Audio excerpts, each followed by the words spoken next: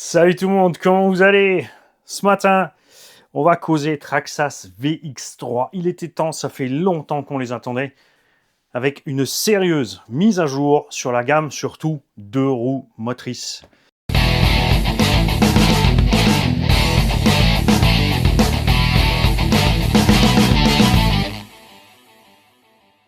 Alors, ce qui nous chagrinait le plus sur globalement la gamme VXL3S, c'est le prix. Ouais, le prix, c'est le prix de Traxxas, on le connaît. C'est cher, mais ça contient une garantie étendue avec les échanges de pièces à 50%. Allez voir les conditions générales d'utilisation. Beaucoup de revendeurs dont je vais partager la liste dans le descriptif de cette vidéo. Merci d'avance à tous ceux qui vont se prendre le temps de prendre cette liste et de répertorier chacune de ces boutiques sur la carte de France de RC Something, la carte de France de Freeride. Lien aussi sous la vidéo. Je vous invite tous à aller visiter cette carte, d'ajouter vos boutiques, vos clubs, vos associations, vos spots où vous avez envie de ne pas rouler tout seul. Si tu as envie de rouler tout seul dans un coin, évidemment, tu ne partages pas le spot. N'oubliez pas de mettre le point GPS, l'adresse et un petit descriptif de la chose.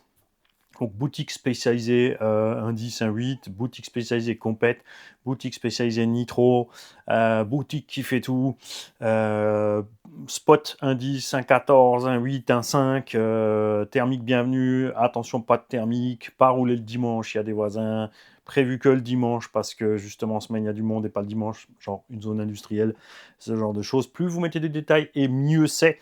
Et cette carte est européenne, donc les Suisses romands, vous y mettez aussi, s'il vous plaît, tous ceux qui ont compris ce que je dis en français et qui sont en Europe, eh ben, vous faites pareil pour tous les autres pays. Hein. Tout le monde. Il y a de la place, n'est-ce pas?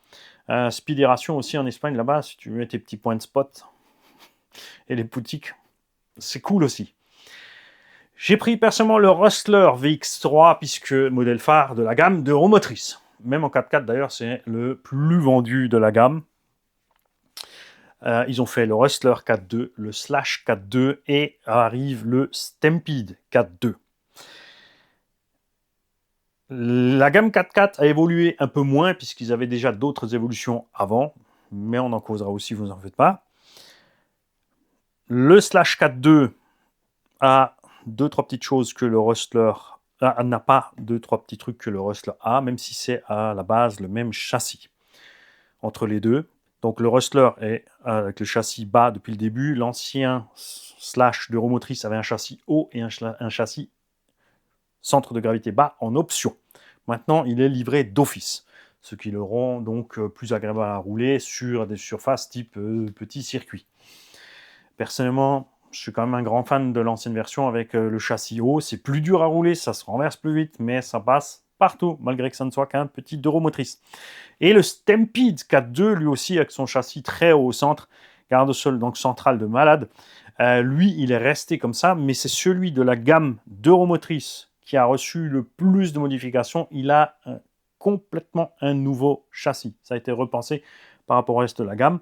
Eux ont reçu des évolutions et on va voir lesquelles. C'est pas des moindres. Le prix, alors quelque part, on espérait avec ce nouveau système VX3 un petit retour en arrière, de faire un, tu vois, sur le prix machin, mais il y a en plus de ce VX3, même si la radio était modifiée, il y en a qui vont pas aimer, il y en a qui vont aimer. On va voir quand on l'aura en main. Je l'ai pas encore en main. Pour l'instant, j'ai vu les images. Quand tu vois les images de la radio, tu te dis qu'est-ce que c'est? Mais c'est pas grave. Tant qu'elle fait son boulot, c'est tout ce qu'on lui demande.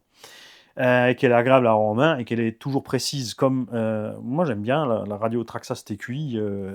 Était agréable sur le volant et les gaz-freins. Ça m'allait très bien, surtout en corrélation avec l'électronique brushless Traxxas. Sur l'accélération, le freinage, tout ça. Et là, ils ont encore augmenté un petit peu tout ça. Il y a donc plein de choses à dire. La carrosserie a été changée. C'est bien sûr celle du Rustler 4x4 qui a été modifiée. Personnellement, je préférais l'ancienne du Rustler 4.2. Ça, c'est juste des goûts et des couleurs.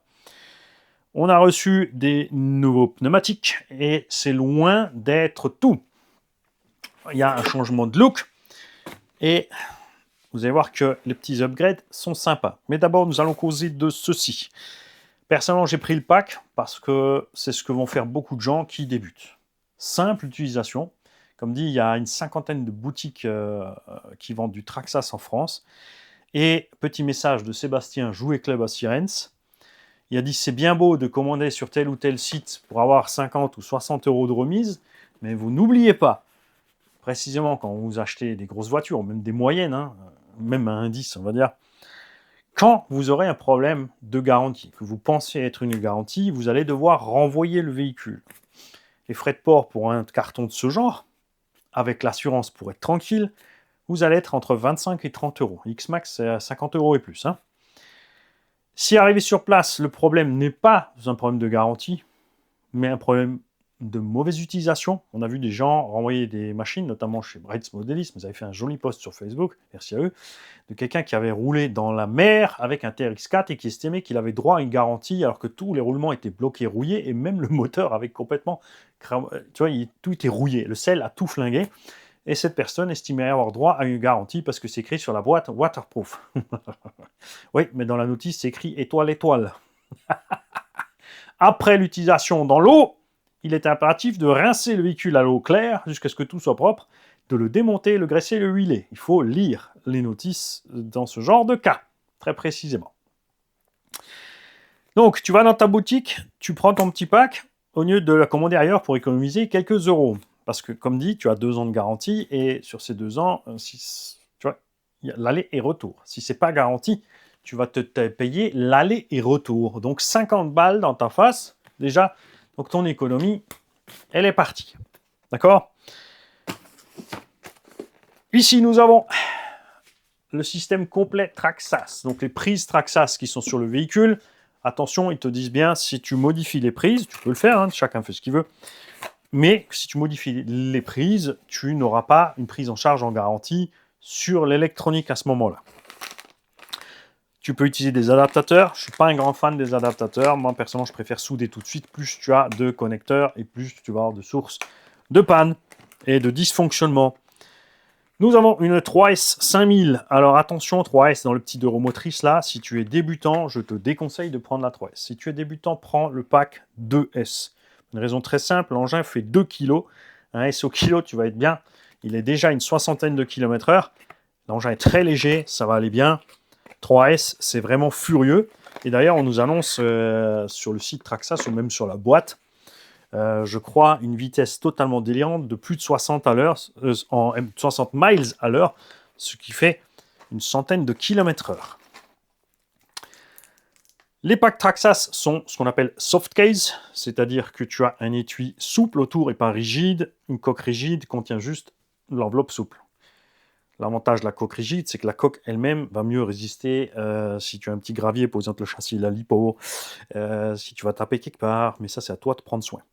Sur la batterie, tu as ici une petite notice que tu peux enlever de là, hein, pour enlever de l'épaisseur, pas besoin de te travailler avec ta notice.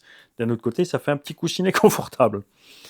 Tu fais très attention quand tu fixes ta lipo dans le véhicule, qu'elle soit butée avant-arrière. S'il y a de la place dans ton bac, tu t'amuses pas à rouler comme ça. Tu mets une mousse devant ou derrière pour éviter que la batterie aille se promener. Pareil en latéral, hein. Pareil en hauteur. Si elle n'est pas coincée et elle tape, tu vas flinguer l'étui avec le temps. Ça, c'est pas bon. Particularité donc de ces batteries Traxas, c'est que tu as pas de cordon d'équilibrage. Sur une lipo standard, tu as un petit câble en plus, avec une petite prise en plus pour l'équilibrage entre les 3 cellules. C'est une 3S. D'accord ? On va pas aller plus loin sur ça. Si tu veux te renseigner sur les lipos, tu vas dans le coin du débutant, les lipos, il y a toutes les explications dedans. Et tu as donc des câbles qui longent, les 2 câbles principaux ici, pour le bon nombre de cellules. Pourquoi tu n'as que 2 câbles alors que sur une 3S avec une prise d'équilibrage, il y a 4 petits câbles sur la prise d'équilibrage? Eh bien parce que tu as 4 câbles. 1, 2, 3 et 4. Ils sont tous là. Un petit plot, 2 petits plots et les 2 principaux qui servent aussi à l'équilibrage. En fait, tu as bien tes 4 câbles, un pour la masse et ensuite un entre chaque cellule. Ces batteries Traxas ont évolué à fond. Au début, on n'était pas content du tout des batteries Traxas. Alors oui, il y a un faible taux de décharge annoncé ici de 25C, mais contrairement à beaucoup de marques, au lieu d'afficher ici 150C, ces 25C sont disponibles même quand la batterie est vide. Je te rappelle, Si elle fait 25 fois, c'est la capacité. 5000, c'est la capacité. Hein, donc 5000 mAh, ça fait 5 ampères. Là, il faut retourner en maths si tu ne suis pas. Ou y aller si tu n'es pas. C'est pas très grave, tu as le droit. 25 fois 5 égale au moins 6 pas plus, 125. Oui, 425, ça fait 100. T'en rajoutes un, ça fait 125. Chacun sa façon de calculer. Donc, tu as 125 ampères de disponible pendant un temps de 3 secondes. Ça, c'est le continu, ce que les constructeurs appellent le continu. Et en pic, sur une seconde, généralement, c'est le double. Là, on ne sait pas. Ils ne l'ont pas mis exprès. Après, il n'y a pas besoin. Pour moi, le continu suffit. Le pic ne sert pas à grand-chose. Sur la plupart des batteries, donc, le taux affiché ici de 100C, par exemple, qui représenterait 500 ampères, n'est disponible que quand la batterie a 5000 mAh. Quand il n'y a plus que 1000, eh ben, elle a plus 500. C'est là que beaucoup se font avoir. Chez Traxxas, 25C, il y a 1000 ampères dedans, tu tires, tu sors tes 250 ampères. Ok, tes 25 ampères, pardon. Ce qui est cool, c'est la facilité. Tu n'as pas la petite prise en plus, c'est tout. Et tout ce que tu vas faire quand tu vas au chargeur, c'est brancher ton câble au chargeur. On va y arriver. Petit conseil aussi, on fait tous la même erreur quand on sort les lipos, on les prend par les câbles et on n'arrive pas à perdre cette habitude. Il y a pourtant une solution très simple. Il suffit de mettre une bandelette en tissu autocollante auto ou du scotch. Et quand tu sors ta lipo du véhicule, quand tu as des trappes qui sont un peu justes, tu tires sur ta languette, comme Nico le fait très bien depuis des années, et tu as ta batterie en main sans la tenir par les câbles, puisque quand tu la tires par les câbles, tu tires ici sur les soudures à l'intérieur. Quand tu passes dans l'eau avec ta batterie, attention, puisque l'eau va pénétrer à l'intérieur du soft case, ça ne fera absolument rien à la cellule. Le lipo n'explose pas quand il la met dans l'eau. Ça va te péter à la gueule si la lipo est endommagée, puisqu'il y a libération d'hydrogène quand le lithium rentre dans l'eau. Jusque-là, c'est pas encore grave tant qu'il n'y a pas d'étincelle et de courant. C'est une pile, donc va y avoir de l'étincelle et il va y avoir ton petit pouf dans la flotte. D'accord? Pas une explosion, feu de Bengale. Mais pour ça, il faut que ce soit endommagé. Donc, ce qui va se passer, c'est que l'eau va oxyder tes contacts là-dedans, va augmenter les résistances, et à un moment, ça va poser un problème de charge. La même chose pour la prise. Pensez à faire vos entretiens sur les prises régulièrement. Un petit peu de nettoyant électrique. Existe en bombe, en petite graisse électrique, ce que tu veux, qui te permettra d'avoir toujours un passage optimal de ton courant.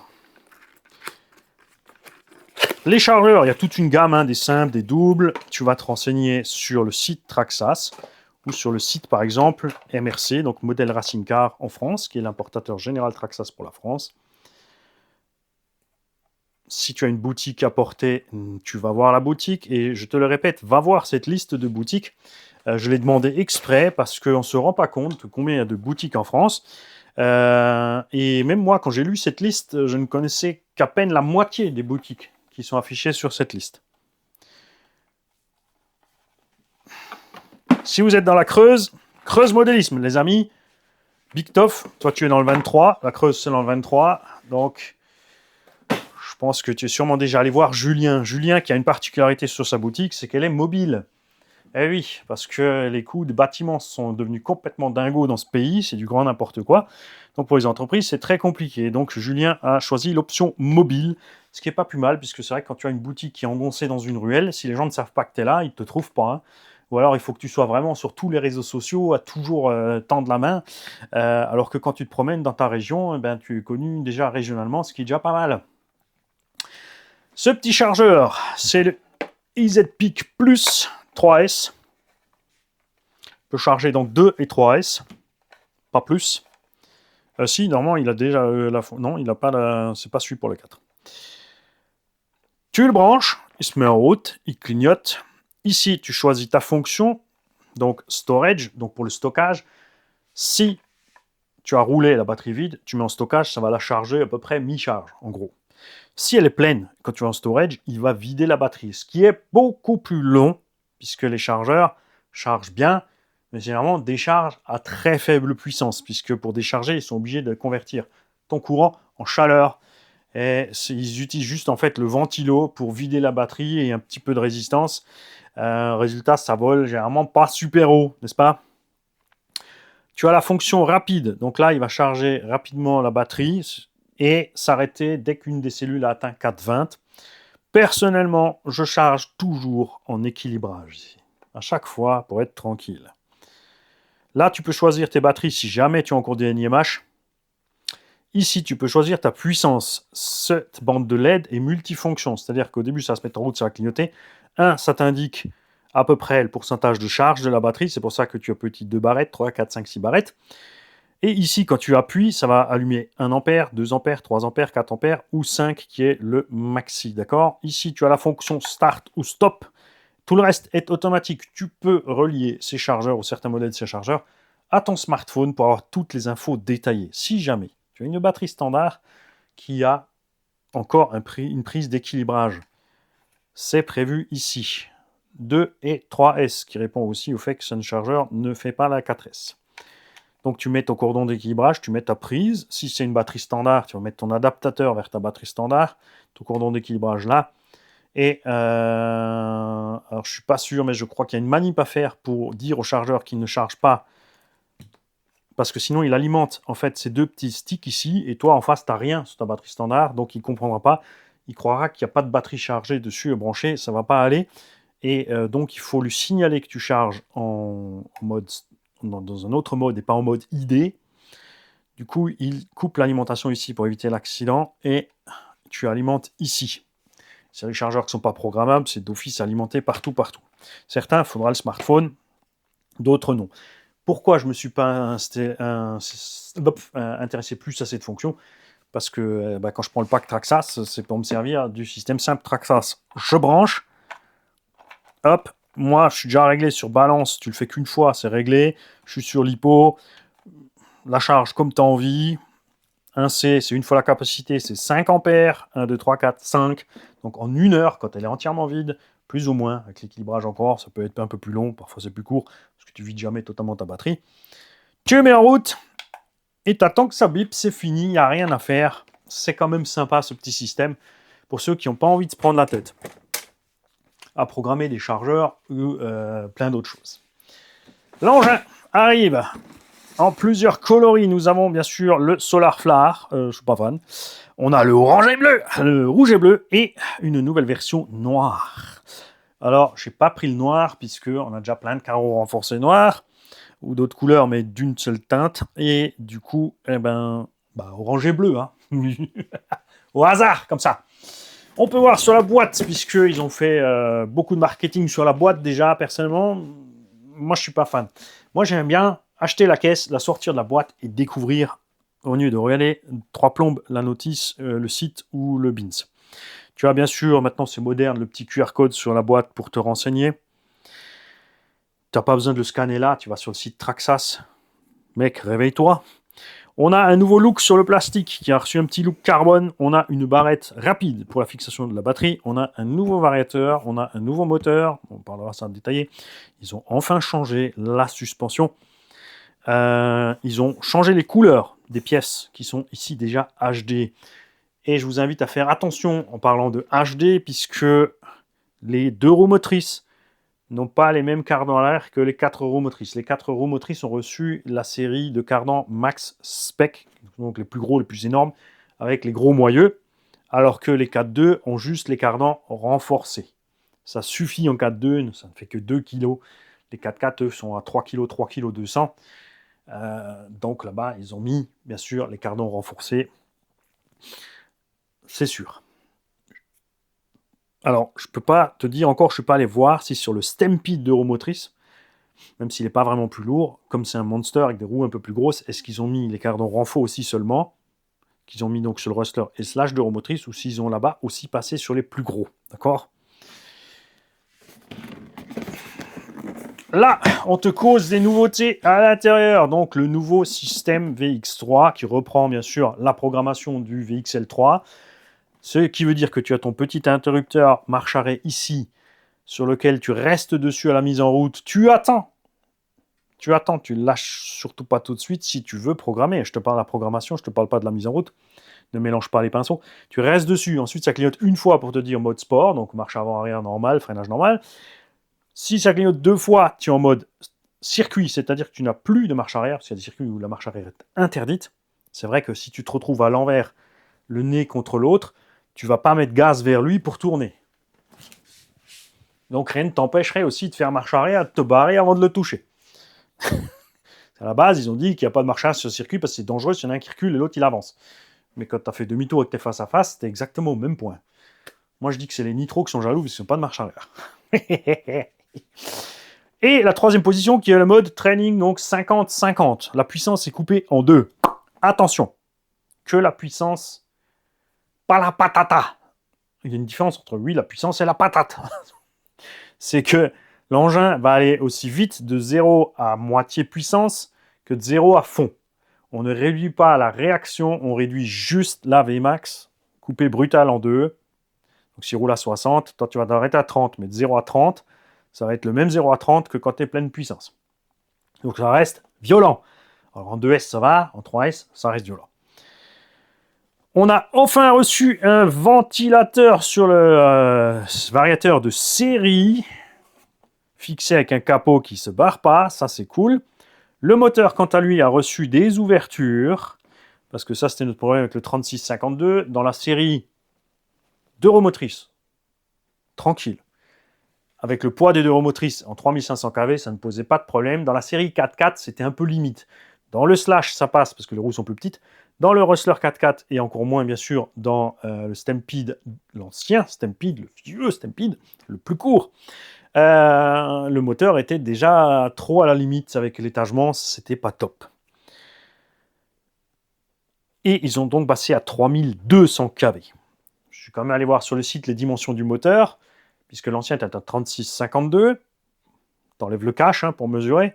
Là, ils annoncent un 36,60. Donc plein de gens se sont réduits, ils se sont dit, ah, enfin, c'est plus grand, c'est un 36,60. Sauf que, tu ne le vois pas ici sur la boîte, dans le moteur, il y a une pale de ventilo. Donc le rotor est pas plus long. Ça reste un 36,52. D'ailleurs, la pale de rotor, je crois, est devant. Alors que sur un moteur standard, le stator et le rotor, ils vont jusqu'au bout, là, quasiment.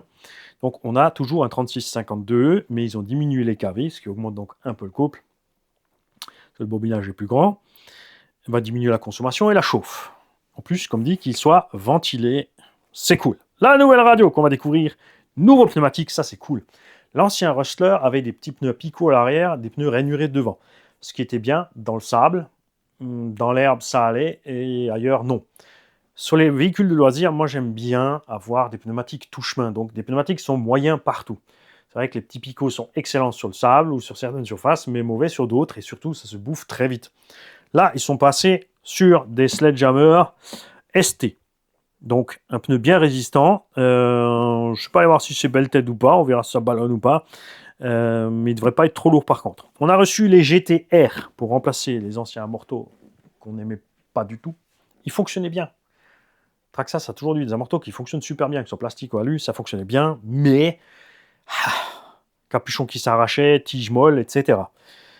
Les GTR sont mieux foutus, on a une autre gamme de ressorts aussi disponible. Ne vous mélangez pas, il y a des ressorts progressifs et des non progressifs. Tout n'est pas adapté à tout, donc pensez à bien prendre la notice de votre véhicule, de voir ce qui est adaptable ou non, parce qu'il y a des changements en diamètre et ce genre de choses, donc ne prenez pas n'importe quoi à l'aveugle. On a vite fait de se paumer sur les ressorts. On a toujours le boîtier waterproof, donc attention, si tu mets sous l'eau, elle va rentrer. C'est prévu pour les éclaboussures, on va dire. On a enfin reçu le servo métal. Alors autant sur la gamme 4.2, le servo avec les pignons plastiques Traxxas me posait pas de problème. J'en ai pas cassé. Les servos avec les pignons blancs, les vieux, oui. Dès qu'ils sont passés sur les pignons gris en plastique, no problemo. Mais ils ont quand même mis l'overkill en métal à bord. Histoire qu'on ait ce qu'il faut. Pourquoi je ne l'ai pas sorti avant de la boîte ? Eh bien, tout simplement pour que tu m'écoutes. Si tu as zappé, tu as raté plein d'infos. Alors, bien sûr, les modélistes qui savent déjà ce qu'ils font, c'est sûr. Mais si tu es débutant et que tu as zappé, tu n'es pas très malin. C'est comme ça aussi que tu vas casser ta bagnole. Chez Traxxas, toujours, le système à tiroir avec polyester devant et derrière. Tu tires sur la roulette, il y a tout qui sort. Et sur le polyester qui reste au fond, tu as la radio que nous allons découvrir ensemble. Ça, il n'y a pas besoin. Allez, dégage. Elle est moins moche que ce que j'avais vu. Je ne sais pas s'ils ont utilisé une mini-main pour la tenir. Donc, on a vraiment un système compact. On est passé à des pipilles dans le manche directement. Est-ce que j'en ai encore assez là? Oui. Hop. Alors, on n'a pas l'option possible, comme c'est le cas chez UDIRC, de sortir ce tiroir et de mettre à la place de ce tiroir tout simplement une lithium-ion 2S, ce que moi, personnellement, je préfère. Après, ça va, rechargeable, ces batteries sont pas gourmandes. Clac, c'est prêt. Bon, ils ont écrit dessus que c'est compact. Il y a une poignée livrée avec, interchangeable ici. Tu peux déclipser cette partie pour mettre une poignée théoriquement plus petite. Où est-ce qu'ils me l'ont planqué? Elle n'est pas là. Dégage. Dégage. Dégage. Dégage. C'est pas là non plus, ce que ça fait. Bon. Alors, est-ce qu'il faut juste l'enlever et en fait, tu as une autre poignée en dessous?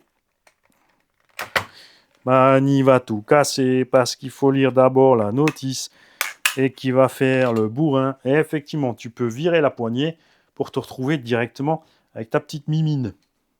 C'est pas tellement petit que ça non plus. Moi, je sais, j'ai des mains de nain. Ouais, c'est pas mal. Ok, ça c'est original, c'est bien trouvé. Ok. Ils ont fait minimaliste. La radio peut tomber dans tous les sens. À part là-dessus, elle risque trop rien. On a... Ah, ils ont gardé le même potentiomètre et le même ressort bien balèze. Comme j'aime bien. Ça, c'est cool. Les gaz, c'est pareil. C'est resté identique à la TQI. J'aime beaucoup. Le feeling, franchement, c'est cool. Ce prix-là, il y a intérêt. Interrupteur marche-arrêt est ici. Donc, impossible de l'allumer par erreur. Il faut vraiment taper fort. On a vraiment un clic-clac. Simple et efficace. Et nous avons ici uniquement le trim de la direction. Et à quoi ça sert ça? Ça sert à faire le lien si tu changes de récepteur ou si tu changes de radio sur ton récepteur et de rentrer dans une... Je pense qu'il y a un minimum de mode programmation. On ne va pas s'attarder dessus. Ça, on fera dans des détails ultérieurement. Hein. Sur les autres radios, tu pouvais inverser avec ça la direction, régler le taux de direction, les gaz, tralaloulala. Oui, on va d'abord jouer avec la notice. C'est comme ça. C'est à la base qu'il faut faire. Hein. Tu déballes ta batterie, ton chargeur, tu lis la notice batterie chargeur en premier, tu balances la charge sur ta batterie. D'ailleurs, ce que j'ai pas fait et que je vais faire tout de suite. N'est-ce pas? Parce que sinon, Mani va pas pouvoir jouer tout à l'heure. Parce que Mani veut aller jouer. Hop.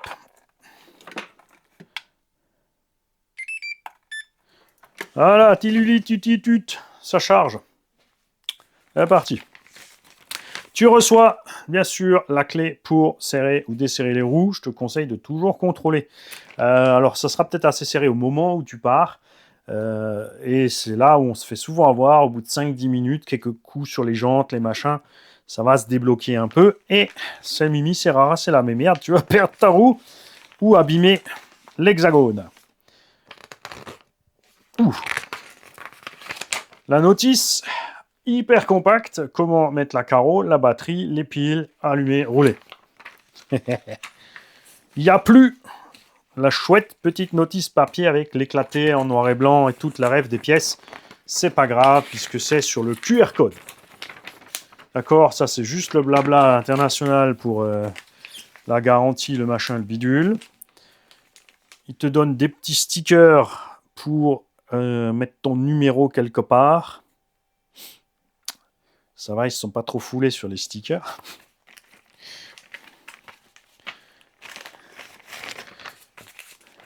Donc ça, hop, on peut le mettre de côté.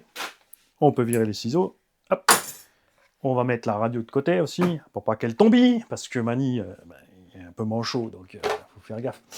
Et je vais bien sûr te mettre la voiture un peu plus près, comme ça que tu vois quelque chose. Là, tu y es? Tu y es. Ok. Nous avons donc des nouveaux pneus. Pour nos amis qui ne comprennent pas pneus, ceci est un pneu, ok? C'est la même chose. D'accord. On a un design sympa, honnêtement. Hein, une gomme extrêmement tendre. Pour des pneumatiques avant, c'est pas mal. On a des roulements à billes dedans et non des bagues en bronze, ça c'est cool. On a bien sûr conservé le pare-choc de l'upgrade. Avant, il n'y avait pas de pare-choc devant comme ça, il y en avait tout petit. Ensuite, ils ont mis celui-là qui peut contenir des LED qui sont en option. Ah, à ce prix-là, ça ne devrait pas être une option. On a les axes ici toujours à Circlips et cette fois-ci, on a reçu une petite barrette de ferraille emboutie à la place de la graphite, c'est donc plus solide. Déjà ça protège bien. Les amortos sur la gamme 4.2 ont toujours été mieux protégés que sur la gamme 4.4 puisque montés à l'intérieur du triangle. Le triangle HD, donc bien solide. Fusée porte-fusée HD aussi normalement. Hexagone de roue plastique.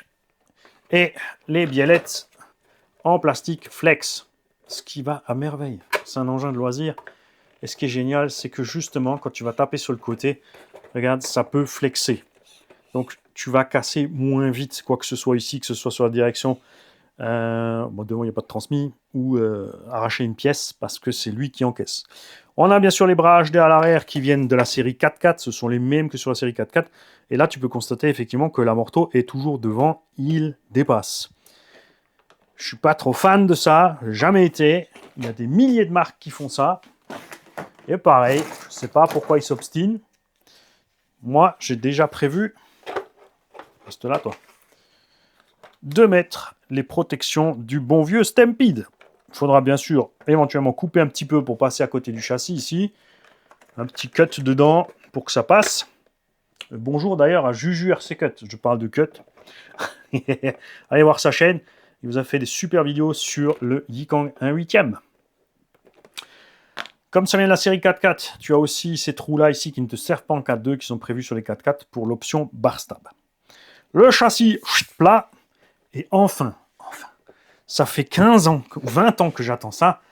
Sur les vieux 4.2, cette pièce était glissée vers l'avant et quand tu tapais, elle se déclipsait de là. Aucun sens. Absolument illogique. Maintenant, ils ont remplacé ça. C'est vissé avec la cellule arrière. C'est un peu plus... Si, travailler biseauté tout simplement. C'est une seule pièce avec la roulette bien flex, avec son petit anneau ici en haut. C'est pas réglable, mais ça ne bougera pas. C'est aussi la poignée de transport, ce qui est très malin. C'est sympa. La carreau orange et bleu, bah moi j'aime. Les motifs, c'est chacun son truc. N'est-ce pas? L'aileron, au lieu d'être un petit bout de Lexan, ils ont fait un aileron rigide, puisque comme dit, c'est celui du 4x4. Pour enlever la carreau, clips ici, à gauche, à droite. Et, je ne dis pas de bêtises, un clips au centre, à l'arrière. Voilà, il n'y a pas d'arceau, il n'y a rien dedans. Il y a juste les fixations là, c'est léger. Est-ce qu'il fallait vraiment mettre 2 barres ici? Oui, c'est toujours bien d'avoir 2 barres en plus. Vous n'oubliez pas que vous avez toute une gamme de carreaux renforcés disponibles chez Elsace Body RC. Lien dans le descriptif aussi. Côté ajustement de la suspension, on est nickel. Franchement agréable. Là, c'est peut-être un peu réactif, mais on n'a pas la batterie à bord. Avec la batterie à bord, ça devrait se tenir pas mal. Il y a certains véhicules qui sont rangés dans la boîte avec les suspensions décompressées, donc pensez à faire vos réglages sortis de la boîte, comme le Max Slash par exemple. Tu ne le roules pas sorti de la boîte, il est posé par terre, il faut mettre la précontrainte. N'oubliez pas ça. Le cerveau, donc pignon métal, 2057 planqué là derrière. Je ne suis pas allé voir quelle puissance celui-là. Même si c'est qu'un 9 kg, ça suffit large dans la gamme 4.2 et au moins il sera pas trop lent parce que Traxxas a un cerveau, par exemple dans le Sledge, qui... Ah ça c'est drôle. Qui est aussi pignon métal, qui fait 35 kg, donc un cerveau balèze, mais il est juste plus démultiplié. C'est que le cerveau est passé de rapide à extrêmement lent. Et là, on a un petit truc rigolo. Alors, ça arrive, hein, ça vient sur des chaînes de montage, il y a des milliers d'exemplaires fabriqués. C'est pour ça qu'on vous dit souvent, allez contrôler vos vis. Ça, c'est le genre de truc, c'est serré. Ouh.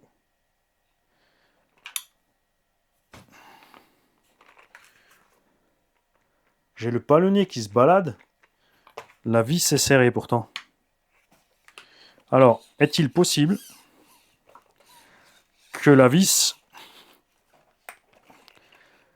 soit est mal prise, soit est trop longue, et qu'elle bute, mais qu'on ne serre pas la pièce?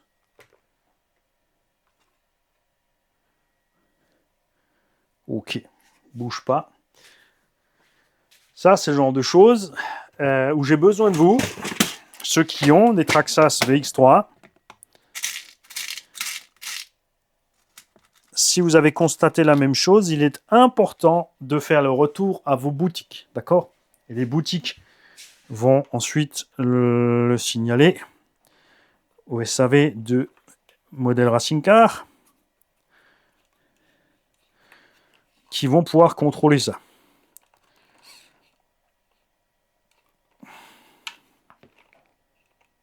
C'est bon. Vis trop longue.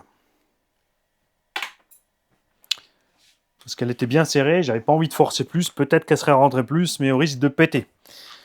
Donc, je vous invite à surveiller ce point-là sur vos VX3. Jamais vu avant pour l'instant. Ce qui est cool avec le système clipless, c'est pas juste qu'on n'a plus de circlips, c'est pas juste que ça renforce un peu la carreau, même si ça fait un peu de poids en plus, c'est que sur ces véhicules-là, ce qui m'a jamais plu, c'est que les tourelles, elles se baladent, elles sont hyper flex. Bon, c'est vrai que du coup, ça pète moins quand tu te retournes, mais c'est trop flex, et tout ce que la tourelle flex, eh ben, c'est perdu sur l'effet de suspension. Avec le système clipless, ça nous fait un petit renfort ici, du coup, cette tourelle, elle est beaucoup plus ferme. Elle est toujours flex, pour pas péter la morteau, ce qui est très bien. La tourelle arrière aussi, même si elle a reçu son petit renfort ici, tout va bien. On a le clips pour la pipille. Comme toujours, il y a deux sens, selon l'épaisseur de ta batterie, n'est-ce pas? Tu pourras, si besoin, pas diminuer, parce que, sur la limite, tu pourrais tricher, couper là, et gna gna gna gna. Si ta batterie est trop plate, tu mets une mousse, tout simplement, pour qu'elle soit à la bonne hauteur quand elle est verrouillée, hein. C'est pas compliqué. Si tu veux mettre une batterie plus haute, tu desserres la vis ici, tu la sors, tu mets une cale, tu mets une vis plus longue, tu rehausses aussi l'autre côté et tu peux mettre une batterie plus haute. Bon, ça, il n'y a pas trop d'intérêt, on va pas mettre 4S là-dedans. Quoique. Sur le Rustler, car son châssis est plus court et plus étroit, on a le récepteur ici, et le Vario là. Sur le Slash, le Vario sera ici. Sur le Stampede, c'est encore autrement. Enfin, il est au milieu aussi, mais c'est foutu autrement. Le Vario n'est pas noir, mais il est gris. Il est solidement vissé sur son embase. On a bien donc le ventilo, regarde, qui est fixé avec les vis de fixation du Vario. C'est génial, n'est-ce pas? Code couleur pour les prises, toujours en 4 mm. Donc attention, ça c'est spécifique à Traxxas. Il reste sur des vieilles prises 4 mm. Tous les autres sont passés en 4,5. Si jamais tu veux utiliser un autre moteur avec ce variateur, il faudra y penser. De souder sur l'un ou l'autre, soit le moteur, soit le variateur, les bonnes prises, ou aussi si tu mets un autre variateur, il va avec des prises 4-5, et ton Vélignon est en 4,5, en 4. Attention, ceux-ci sont les câbles de bobinage en cuivre. Ces cosses sont sertis et soudées. Si tu veux souder autre chose là-dessus, il faut déjà savoir bien souder parce que c'est pas facile. Il faut le bon matériel aussi accessoirement. Pour la mise en route, tu appuies une fois dessus rapidement, c'est tout. Plein de gens font l'erreur de rester un peu trop longtemps dessus et d'arriver précisément dans la mode, non pas programmation, mais dans le mode calibrage. Et sur la dernière série de variateurs, d'ailleurs, je crois qu'ils ont viré le mode calibrage pour éviter ce problème. On va donc voir ça dès qu'on aura assez de jus dans la batterie là-bas pour jouer avec ça. Les GTR ont des corps un peu plus volumineux que les autres, ont les capuchons déjà qui ont été déjà mis à jour sur les anciens qui ne se décrochent pas. On a les coupelles qui sont vissées, donc les coupelles peuvent plus se barrer, on ne perd pas les ressorts, et on a une bague de précontrainte ici pour augmenter ou diminuer le tarage des suspensions, donc changer leur réaction. On raidit la réaction, tu vois, mais on ne va pas la durcir. Je répète, c'est pas compliqué, on va dire que ton amorto fait 5 cm, que le ressort fait 5 kg, qu'il a une poussée parce qu'il a des spires régulières de 1 cm au kilo. Donc, tu vas freiner 1 kg, 2, 3 kg, 3 kg, 4 kg, 5 kg. Donc, x2, 10 kg. En augmentant cette précontrainte, tu vas virer, par exemple, 1 cm, donc 1 kg. Donc, au lieu de commencer à 1, tu vas commencer à 2. C'est tout. Si tu veux plus dur, il faut changer les ressorts. Et tu as une gamme disponible chez Traxxas. Ce qui est drôle, c'est qu'ils ont laissé la bonne vieille fixation pour le Circlips devant. Ça, c'est fun. Ça, c'est vrai, ça, c'est fun. Le look carbone, ben, c'est sympa, même si c'est qu'un petit look, tu vois. Il y a des gens qui aiment bien les trucs beaux. Moi, j'aime bien les trucs efficaces. Pneumatique arrière, on y arrive. On a des mousses. Et le pneu n'est pas toilé, ce qui est très bien. Parce que moi, j'aime bien quand ça ballonne. Il est hyper moelleux. Oh, j'aime bien. Franchement cool. On a bien sûr aussi une biellette flex à l'arrière. À l'avant, d'ailleurs, tu n'as aucun réglage sur ces biellettes. À l'arrière, non plus. Puisque sinon, tu touches le cardan. Alors, il y a un petit réglage de hauteur ici, disponible, au niveau du porte-fusée, mais c'est tout. De toute façon, après, principalement, on ne joue pas avec ça. Les cardans, donc, renforcés. Attention, donc, tu vois, ici, la place est hyper restreinte. Donc, si tu veux mettre les cardans max spec, il va y avoir un problème avec la biellette. Ou alors, il faudra changer la biellette, avoir la biellette qui va droit et non qui descend comme ça ici. Le moteur, 3200 kV, avec donc l'ouverture pour laisser rentrer l'air. La pale, bah là, tu ne vas pas la voir, elle est devant dedans. T'inquiète pas, on fera une vidéo à part où on va sortir ce moteur. On va déjà lui enlever le cache. Parce que s'il n'est pas démontable, ça ne sert à rien que je le sorte. Accessoirement.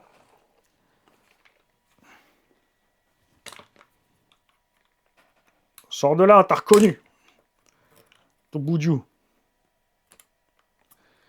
Ça sent le moteur pas démontable. Ça sent le moteur embouti. Quoi, le carter arrière, en fait, maintient le roulement. Ok, ne touche à rien, Mani, tu vas flinguer le moteur. Moteur pas démontable, donc on ne pourra pas aller mesurer le rotor. Enfin, a priori, a fortiori pas démontable. On verra si à l'occasion, on l'a en main, s'il y a besoin. N'est-ce pas? Et maintenant, il n'y a plus qu'à mettre la pipille dedans. Et là, c'est juste, ça suffit.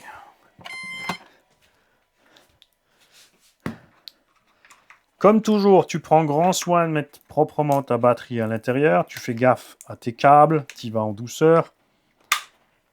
Elle a un peu de jeu, donc tu n'hésites pas, tu vois, à mettre une mousse. Au fond aussi, il faut voir si elle est bien calée ou si elle va se balader dans le truc. Dur à dire. Ouais. Donc moi, j'ajouterai des mousses à cette histoire-là. D'ailleurs, pas livré avec. C'est vrai que Traxxas, dans le temps, mettait généralement une ou deux mousses avec. Selon ce que tu mettais comme batterie pour pouvoir gérer. On met en route la radio. Donc d'abord le cerveau, après les muscles. Appuie, bref. C'est fait. C'est en route. Tant qu'il clignote, il n'a pas calibré. Donc t'attends qu'il ne clignote plus. S'il continue à clignoter, tu vérifies que tes batteries là soient pleines. Tu vérifies qu'il n'y a rien d'anormal. Sinon, il faut faire un calibrage. Direction. Ouais. Sympa. Ça y va en fond de butée. Très bien. Sauf cerveau, toujours tranquillement monter ici avec la direction. Enfin, toujours justement plus sur le cerveau comme avant. On a une direction comme sur les 4x4. Sauf cerveau pas réglable. On a ici une biellette de réglage par contre. Mais comme tu peux voir, sortie de la boîte, eh ben, on est pas mal. Pas tout à fait à 0, là, je vais mettre à 0. On est bien. Vitesse largement suffisante. Et ce qu'on apprécie beaucoup donc sur la gamme de Vario Traxxas, c'est la douceur possible de démarrage. T'inquiète, j'ai pas oublié ce qu'il faut dire sur la transmission. Il y a un petit truc que tu sais peut-être pas encore sur la transmission.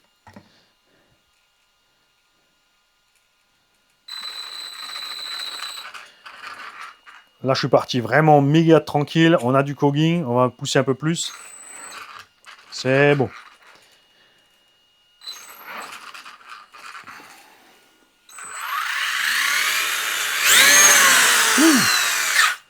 Donc le freinage. Fin de la vidéo, je vais aller rouler. Progressif, marche arrière. Avec freinage. D'accord? Et comme tu as constaté, c'est silencieux. Et comme tu as constaté, on a un TSM qui ne marche pas quand tu mets pas gaz. Qui ne marche que quand tu mets gaz. Il y en a plein qui m'ont déjà écrit « Ouais, mon TSM ne marche pas. » Si. Par contre, là, il est on à fond. Je vais donc lire la notice pour savoir comment le virer. J'aime pas ça. On fera peut-être l'essai avec d'abord. Et on fera sur le terrain la manip pour virer le TSM. D'accord? Point important à savoir sur cette transmission. Et je crois d'ailleurs que c'était pas spécialement sur la boîte.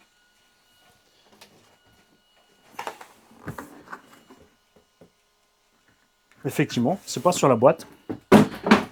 Mais si j'ai bien vu, cette transmission est la transmission Magnum. C'est donc la transmission la plus solide qu'on avait en option ou disponible sur le Dragster, par exemple, le Drag Slash. Et là, apparemment, ils l'ont mis de série, cette transmission Magnum. Et surtout, ils ont enfin changé les pignons. Ici, couronne et pignon moteur sont passés sur du 0,8. Enfin, il était temps. Nous, ça fait longtemps qu'on faisait la modif nous-mêmes parce que les mini-dents qui sifflent et qui en plus encaissent que dalle, c'est vraiment pas cool. Ce qui les encaissait pas, c'est pas le problème des chocs, c'est le problème des petits graviers, des petits sables, des petits morceaux de sable, tout ça. Surtout les trucs de piste cyclable. Les terrains de pétanque, par exemple. Tout ça, ça fait du mal à nos machines. Hexadonc en plastique, les moyeux HD, comme tu peux voir. Tu peux changer ici la hauteur. On a toujours, par contre, les vis qui ont ici le filetage dans le plastique. Je vais te montrer. Bouge pas. Qui ont un petit inconvénient. Comme tu peux le voir, elles sont toutes montées du même sens. Je t'invite, quand tu vas aller rouler, regarde. Le filetage est là devant. À regarder lesquels se desserrent. Généralement, ça va être celui-là. Si je ne me trompe pas. Et quand tu verras qu'il se dessert, c'est mieux de le mettre de l'autre sens. Par contre, la vis de cellule, il faudrait démonter la cellule pour y arriver. Alors, un truc simple à faire, c'est de le desserrer, de mettre un peu de colle néoprène. Ne mets pas de la super glue, ça va fragiliser le plastique. Tu mets un peu de colle néoprène, tu le resserres, ça ne t'empêchera pas de le démonter. Mais l'énorme avantage, c'est que ça ne va pas aller se balader. Sur le cache plastique ici, tu as un petit capuchon qui te permet d'accéder au slipper. Le slipper, c'est quelque chose qui encaisse trop de couple, par exemple, ou un choc violent sur la transmise. Ça va glisser. C'est pour ça qu'il y a un petit ressort ici, une plaque de pression. Quand la violence de ce que tu fais subir à ta machine, accélération ou choc, devient plus grande que ce qu'elle peut encaisser selon ton réglage, eh bien, la pièce à l'intérieur va glisser. Donc, c'est une pièce d'usure. C'est quelque chose qu'il faut de temps en temps régler. Et ça réagit différemment à chaud, à froid. Si tu prends de l'eau ou de l'huile, ça va patiner. Donc, attention. C'est très simple. Quand tu forces dessus, tu entends un petit sifflement. Quand tu accélères fort sur le goudron, ce sifflement, il est OK sur à peu près 1 mètre. Si au bout d'1 mètre, il ne s'arrête pas, quand ton véhicule prend de la vitesse, tu continues à patiner, tu t'arrêtes tout de suite et tu resserres ici. Donc nous avons du module 0,8 et on est passé en 18,54. C'est marrant, c'est comme sur le X-Max. Hein? Ça va être bien ça. Ça va être violent en 3S, 100 à l'heure. Peut-être laisser le TSM au début tout de suite. Hein.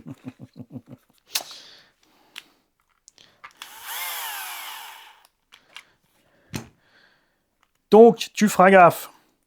Tu fais très attention aussi avec la transmise. Ces deux vis n'ont pas la même longueur. Celle-ci est très courte parce qu'elle finit dans le carter transmis. Donc, tu n'inverses pas les deux vis parce que tu vas arracher le filetage en bas si tu mets la trop longue. C'est quelque chose qui arrive tout le temps. Toujours faire gaffe où tu démontes tes vis et les remettre au même endroit. Si tu constates des différentes longueurs. Très important avec les hexagones en plastique et les petits axes qui tiennent ces hexagones, toujours, c'est de ne pas serrer trop fort. Parce que soit tu vas briser le petit axe, l'hexagone va presser sur le roulement, ça va chauffer, tu vas flinguer le roulement, peut-être même plus. Soit, si c'est pas l'axe qui pète, c'est l'hexagone en lui-même qui peut craquer par-dessus. donc tu serres pas trop fort. Existe Hexagon option en ferraille, existe des adaptateurs de 17 mm pour les différentes gammes Traxxas qui se montreront là-dessus si jamais tu veux mettre des roues pistes, un 8e GT ou quelque chose d'autre. On a maintenant plein de possibilités pour nos petites affaires. Et ben oui, tu peux pas lire la notice, Mani, puisqu'il faudrait la scanner pour ça. Pour ça, il faut avoir un téléphone, il faut le mettre sur le réseau, et tout ça, ben chez moi, c'est pas systématique. On verra donc ça sur le terrain. Bien sûr, ceux qui se sont pris le temps d'aller voir, vous balancez la manip dans les commentaires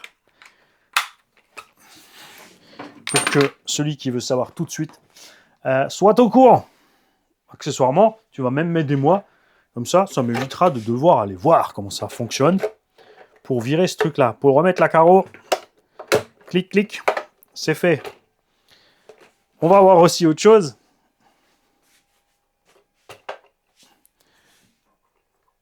C'est corrigé. On n'a plus la carreau qui va frotter les amortos devant.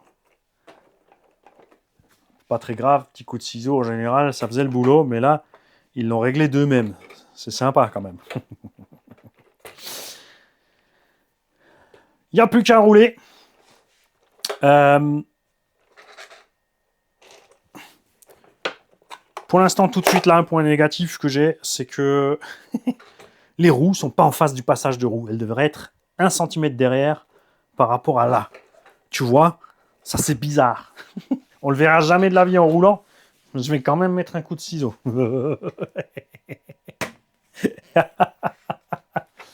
T'es bien dessus, toi? Ouais. Donc, avec toutes ces mises à jour, beaucoup de nos problèmes devraient être réglés. Le flex des tourelles, les coupelles qui se baladaient, qu'il fallait fixer avec des risants, la cale devant qui pétait, la roulette qui se barrait, tout ça. Pour les tarifs, c'est pas compliqué, tu vas voir dans la boutique la plus proche de chez toi. Pour les tarifs, il y a un tarif de base évidemment, ensuite chaque boutique te fera ce qu'elle peut faire. Ça dépendra bien sûr aussi si tu achètes juste la machine, si tu prends un pack complet, puisqu'il y a des promos généralement quand tu prends les packs complets avec lipo et chargeur. Chaque machine a des inconvénients et des avantages. Donc je te dirais qu'au début, commence par choisir une machine qui te plaît, plusieurs. Ensuite, avant de les acheter, tu te prends le temps de voir où tu vas rouler, sur quel type de terrain tu vas rouler. Donc, je répète, le plus destructeur de tout, les trucs à éviter en RC, ce sont les places en gravier. Ça, c'est le pire. Les places en sable fin et dur, piste cyclable, terrain de pétanque, bon, ceux-là, ils peuvent aussi être en gravier. Les places les plus confortables pour ces engins sont les pelouses, tendues de préférence, et la bonne terre bien fraîche et lourde, pas trop poussiéreuse. C'est un engin qui a 4 roues qui sont prévues pour rester au sol. Dès que les roues quittent le sol, c'est au pilote de faire le nécessaire pour ramener les roues au sol. Les roues, quand elles ne sont pas au sol, tu perds de la motricité, de la direction ou n'importe quoi. Si tu sautes, eh ben, tout ce qui arrive à l'atterrissage des sauts, c'est ta faute, puisque les roues n'étaient plus au sol. Ça, faut toujours y penser.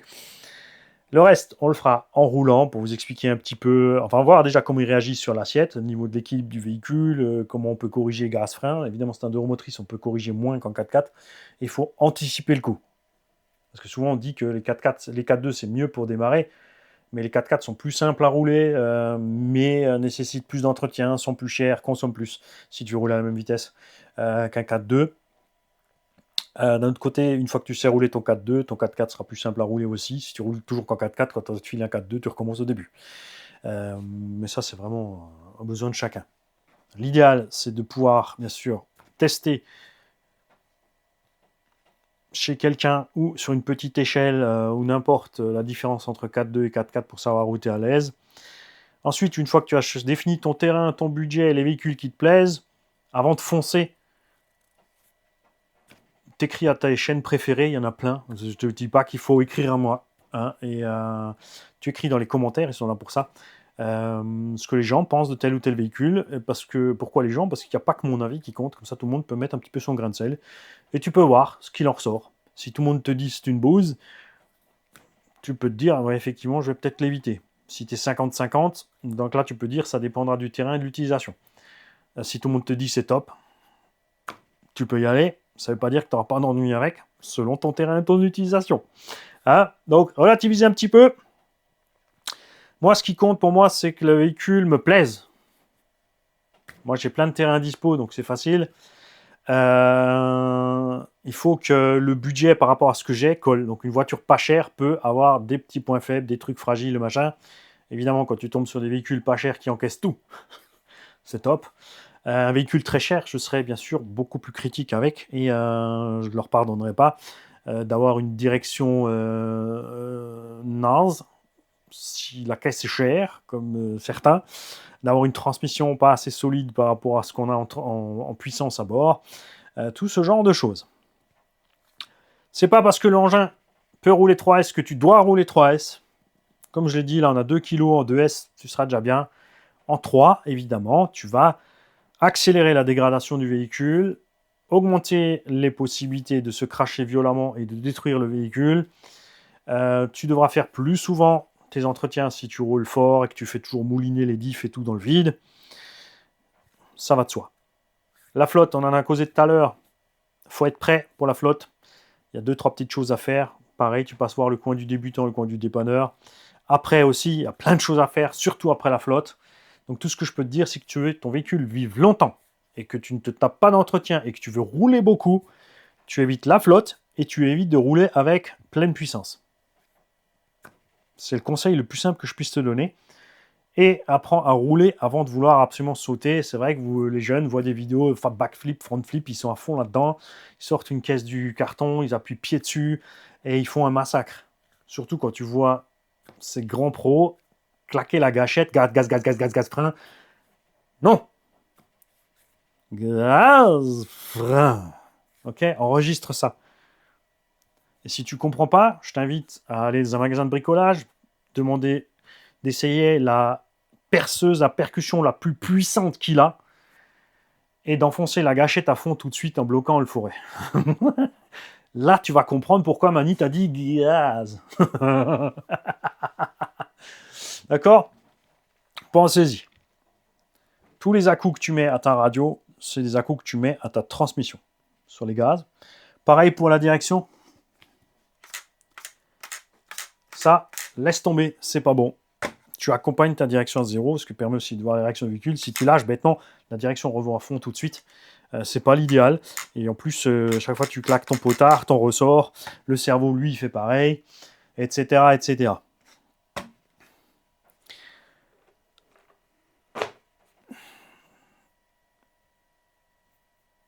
Quoi? Non, j'attends juste que ma carte SD soit pleine. Encore 7 minutes, je vais plus rien dire. Et je vais laisser tourner les pubs à donf. Parce que comme ça, je vais encaisser grave. Je vous souhaite à tous une belle journée. Ceux d'entre vous qui ont déjà trifouillé le moteur pour le démonter, vous me faites signe. Moi, je le sens pas. De ce que j'ai vu, le carter arrière et le couvercle. C'est pas juste comme sur l'ancien Vélignon, un petit cache sous lequel se cache le roulement. On dirait bien que c'est l'arrière du moteur, ou alors il est embouti et c'est vraiment juste un cache dessus, mais je crois bien qu'ils ont serti un peu tout ensemble. Donc, avec mes gros doigts, je vais pas aller jouer avec ça parce que ça va mal se passer pour lui. Grand plaisir de voir que la radio est pas si dégueu que ça. Et qu'on a plus la foutue boîte Wi-Fi qu'il faut mettre pour les mises à jour qui foirent.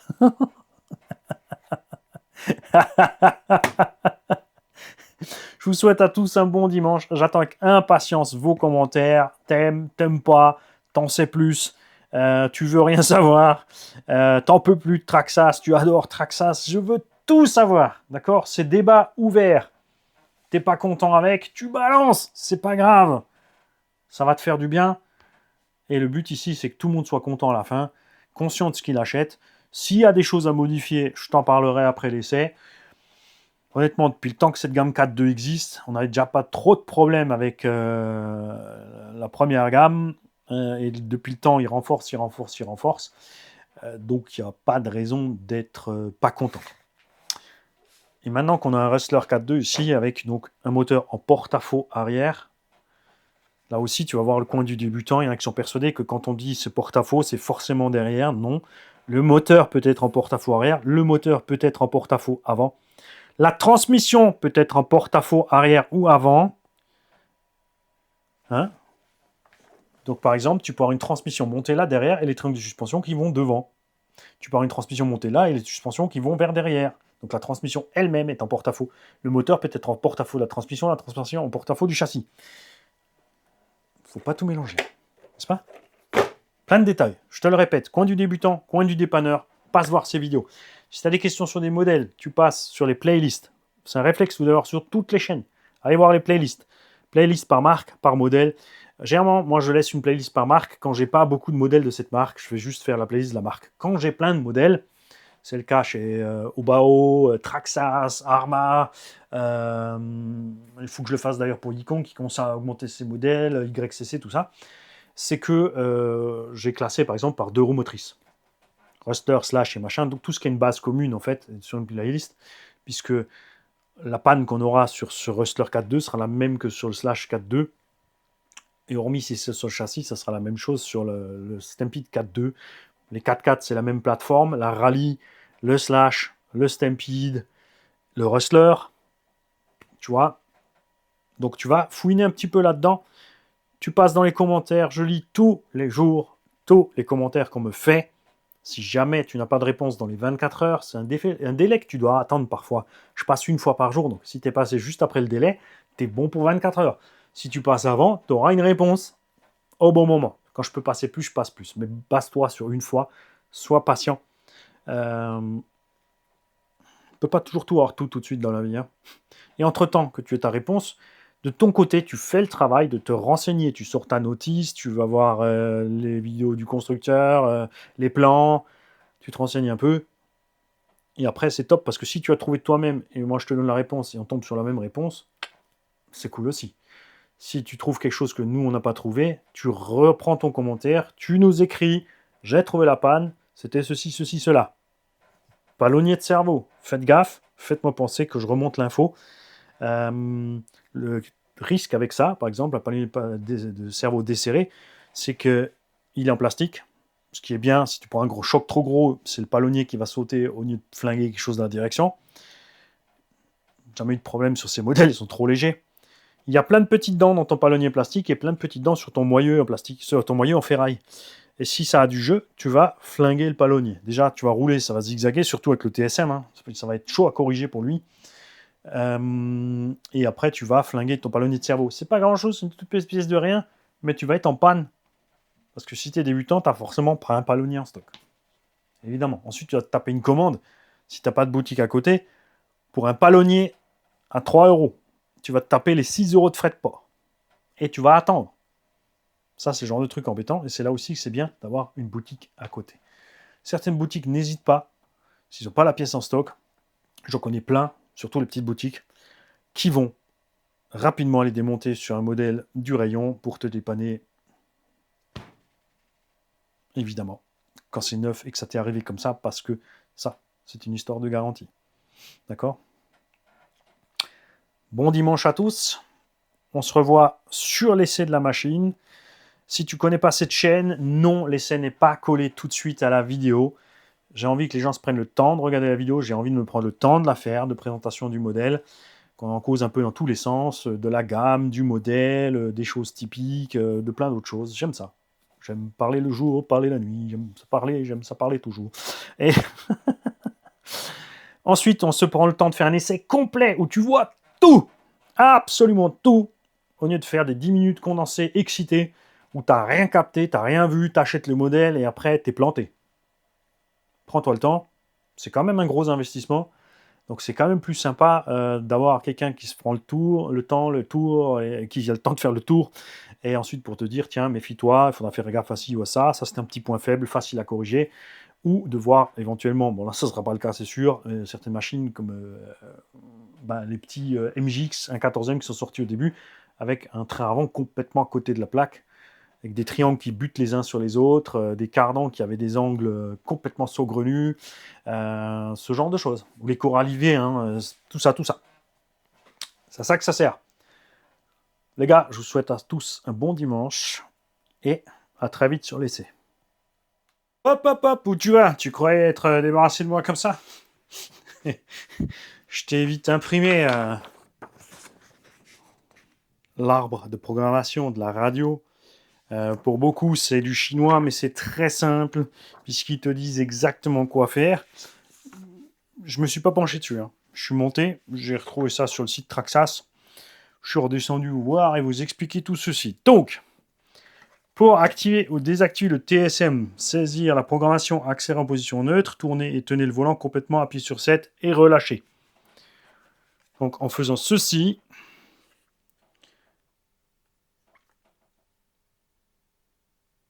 donc accélérer en position neutre, tourner et tenir le volant complètement, appuyer sur 7 et relâcher. Donc, il faut d'abord allumer la radio. Ça serait bien.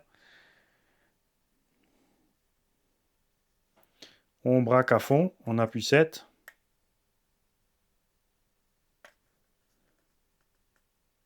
Et ça clignote effectivement une fois. À ce moment-là,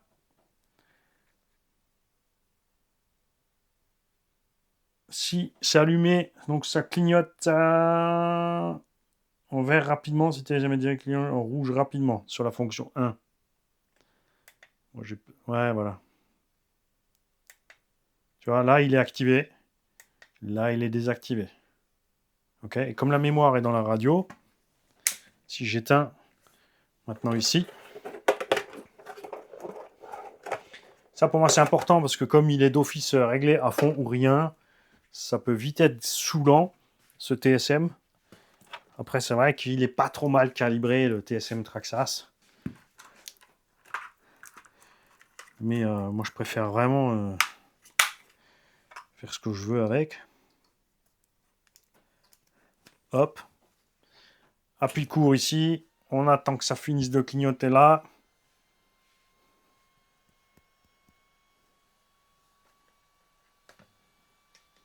Si tu n'allumes pas la radio, Mani, ça marche pas. Ça marche tout de suite mieux quand c'est calibré. Et là, en fait, j'ai rien. Ça, c'est rigolo. Il se met en sécurité. Pour éteindre Traxas, tu débranches. Hein. Voilà. Là, il a pris. Donc ça, c'est bien, en fait. Si tu allumes la radio après, il ne se passe rien.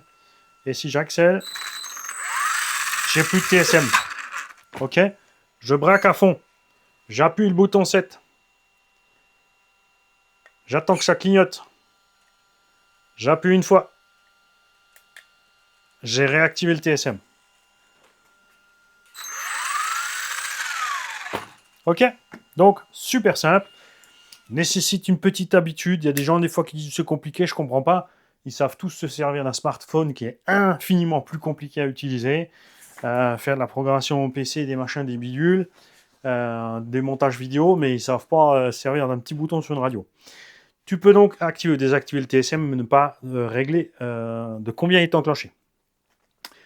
Tu peux aller dans la configuration des canaux qui te permet de régler sur la direction. Et tu vois, tu suis les étapes, tourner le volant complètement à droite, appuyer sur 7, appuyer sur 7, et tu te retrouves là-dedans. Tu peux inverser le cerveau, tu peux inhiber le cerveau, tu peux régler les points limites et remettre à 0 les points limites. Une fois que tu as fait ça, maintenant, tu as tourné à droite ton volant, tu as appuyé 7, tu retournes le volant à droite, tu retrouves les fonctions de l'accélérateur. Inversion du cerveau, désactiver, point limite, remettre à 0. Ce qui veut dire que comme tu peux régler des points limites, tu peux brider l'engin, tout simplement. Ce que je ne suis pas allé voir, c'est si ce variateur dispose de la fonction calibrage. Évidemment, attention, si tu limites tes points de gaz, de butée, c'est-à-dire qu'au lieu d'avoir 30% en avant, 30% en arrière, de calibrer donc ton neutre, ton gaz, ta marche arrière, tu diminues à 10-10 et tu calibres, tu vas avoir sur 10% de la course 100% de la patate. Donc si tu fais un calibrage, si tu sais que tu as touché la radio ou si c'est pas ton véhicule, il vaut mieux être sûr que les butées soient bien restées à 100% avant d'aller toucher là. Après, c'est quelque chose que les gens font rarement quand même, aller trifouiller dans les butées là. Donc la radio est allumée, on va allumer le Vario, on va rester dessus. Et on attend le premier clignotement rouge. Donc là, il s'allume en vert. Et il est allumé tout de suite. Tu n'as donc plus de fonction de calibrage. On revérifie pour être sûr. On appuie. Au premier rouge, on lâche. Et non, le Vario, tu as vu, il s'arme tout de suite. Hein. Donc c'est fini le calibrage. Ça évite, parce qu'il y a beaucoup de gens qui ont fait cette panne, justement. En appuyant dessus, en restant dessus trop longtemps, ou plusieurs fois, ils sont tombés dans le mode calibrage. Ensuite, tu vois, ils sont allés... ça marche pas. Mais en faisant ça, ils sont passés les phases de calibrage, et là, ils ont lâché, le véhicule est parti plein de balles. Parce que c'est pas comme ça qu'il faut faire, donc ils ont viré ça, tout simplement, il n'y a plus calibrage. Alors attention, comme il n'y a plus calibrage, ça pose petit problème quand tu changes les radios. Sur certaines radios, c'est le cas notamment du VXL3, que j'ai mis dans le 10 SC 2.0. J'ai voulu mettre une radio haute RC. La radio haute RC n'a pas le bon trajet des voies pour réussir à calibrer la marche arrière à fond. Résultat, le Vario, il reste inerte. C'est pour ça que je suis passé sur une Spectrum. Avec la Spectrum, c'est bon, ça marche. Les modes de programmation, donc, on va attendre le premier rouge. Tu touches à rien, t'attends. 1, 2, ah non, en fait, c'est les modes. Voilà, il passe direct dans les modes. Donc, 1, mode normal. 2, mode sans marche arrière. 3, mode 50%. Et on revient au 1. Donc, le premier clignon rouge n'est plus le calibrage du neutre. Ce qui ne posera aucun problème aux non-habitués Traxxas, puisque, comme ils ne connaissent pas, ils vont lire la notice d'abord. Ceux comme moi qui ont l'habitude des Vario Traxxas et qui trifouillent, tu vois, si l'engin avait été posé au sol, banzai, il serait parti. Alors, pour moi, la lipo est chargée. Je vais faire cette vidéo en allemand et après, on va les rouler. Hein. C'est pas tout ça. Hein. J'ai que ça à faire, justement, précisément.